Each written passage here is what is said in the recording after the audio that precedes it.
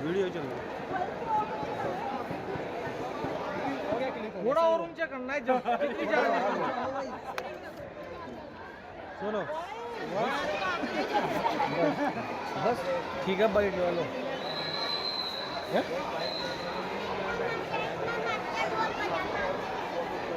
Sir तैयारी में ऐसा कोई स्पेशल फॉर्मेट नहीं था, एनसीईआरटी ही बेसिस थे। एनसीईआरटी को ही थोड़ी गो थ्रू करके 3 या 4 बार रीड करके उसके बाद क्वेश्चन प्रैक्टिस में मेन फोकस रहता था कि जैसे प्रीवियस ईयर क्वेश्चंस हो गए या कोई सैम्पल क्वेश्चंस हो गए उनसे, ताकि ये पता चल जाए कि प्रैक्टिस लर्निंग में कितना ग्रिप हुआ है, कितना रहता है। तो चैप्टर वाइज प्रैक्टिस करके उसके बाद अगर कोई पॉइंट वीक है, कोई टॉपिक वीक है तो उसको दोबारा पढ़ के दोबारा टेस्ट किया।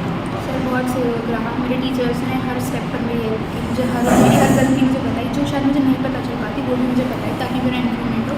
और मेरे पेरेंट्स ने हर स्टेप पर मेरा कॉन्फिडेंस बूस्ट किया, मुझे हिम्मत दी कि मैं आगे बढ़ती रहूँ बिना किसी रुकावट के, बिना किसी इस चीज़ को सोचे कि आगे क्या होगा। कॉन्स्टेंटली मूव करने में उन्होंने सपोर्ट किया। सब पेरेंट्स को, मेरे टीचर्स को, प्रिंसिपल को, स्कूल को, सबको जाता है जिन्होंने मुझे मेरी इस जर्नी में मेरा साथ दिया, जिन्होंने मुझे ये सिखाया कि फेलियर्स कभी भी आपकी डेस्टिनी डिसाइड नहीं करेंगे। एक बार फेल हो रहे हैं दोबारा ट्राई करेंगे, कभी ना कभी तो रेक्टिफाई हो ही जाएगा। सर कभी कभी जैसे पर्सनली मुझे क्या होता था, मुझे लगता था कि शायद मुझे कुछ नहीं आता है, मुझे लगता था कि ये टॉपिक मेरा बहुत ज़्यादा वीक है, मुझे शायद वो टॉपिक मुझे आता होगा, मुझे ये लगता है कि शायद मुझे नहीं आता है, तो उससे मुझे थोड़ा एंग्जाइटी हो जाता था। तो उससे फिर डील करने के लिए मैंने अपनी बुक्स की हेल्प ली, मैंने उस टॉपिक को बार बार रीड किया जब तक मेरा उस पर कॉन्फिडेंस ना बिल्ड हो जाए, ताकि मुझे ये लगे कि हाँ मुझे ये आता है।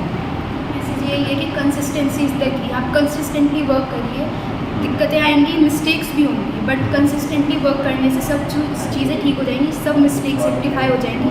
इट्स जस्ट कि आप अपनी होप मत बूस्ट करें। सोचा तो नहीं था, बट मुझे ये था कि मुझे खुद से कुछ बेटर करना है, जो मैंने अभी तक किया है उससे भी बहुत अच्छा करना है। ये मेरी प्रेरणा थी कि मुझे अपने आप को ही डिफीट करके और अच्छा करना है। और मेरे पेरेंट्स ने भी मुझे हर स्टेप पर प्रमोट किया, हर स्टेप पर मुझे हेल्प किया। प्रिंसिपल मैम ने मुझे इतना सपोर्ट दिया, इतना बूस्ट किया मेरे कॉन्फिडेंस को, सब ने मुझे इतनी हेल्प की, इससे मुझे प्रेरणा आई इस तरह की चीज़ करने की। मेरा एम सिविल सर्विसेज ज्वाइन करने का एज एन IAS। बहुत अच्छा लग रहा है, बहुत खुशी है, सारी मेहनत सफल हो गई है। बच्चों के साथ तो माँ बाप का पूरा संघर्ष होता है, लेकिन जब अगर संघर्ष इस तरह से सफल हो जाए तो संघर्ष की सारा फल मिल जाता है। हमने मेहनत की है बच्चों के साथ तो हमारी सफल हो गई। नॉर्मली मतलब 4-5 घंटे पढ़ती थी, अपने मन से पढ़ती थी, मुझे कहना नहीं पड़ता था इसको पढ़ने के लिए। जब इसको पढ़ना होता था तो खुद रात को भी उठ के पढ़ने बैठ जाती थी। नहीं इतना तो माँ को कहना ही पड़ता है कि पढ़ लो बच्चों, बेटा पढ़ लो, लेकिन पढ़ लेती थी। मुझे बहुत ज़्यादा एफर्ट्स नहीं लगाने पड़ते इसके साथ। उम्मीद तो थी अपनी बेटे बच्चों को, पता तो हर पेरेंट्स को होता है। तो क्योंकि 10th में भी इसने टॉप किया था सेंट फ्रांसिस में, हाँ जी, तो उम्मीद तो थी, लेकिन इतना अच्छा रिजल्ट आएगा इसकी तो खुशी ही अलग है।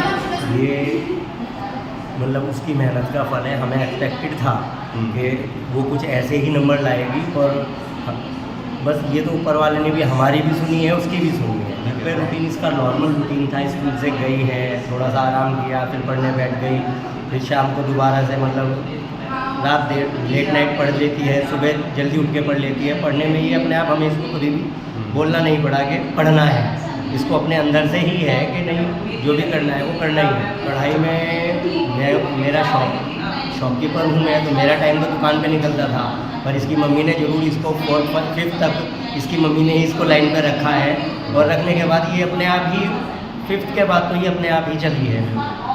और ये यहाँ तक है अपने टीचरों की मेहनत से है, अपनी मेहनत से है, खुद की सर्विसेज के लिए ये बोल रही है। हमने तो इसको 10th के बाद बोला था PCM ले लो, इंजीनियरिंग लाइन चुन लो, पर इसने तभी कह दिया था कि नहीं मेरे को सिविल सर्विसेज में ही जाना है।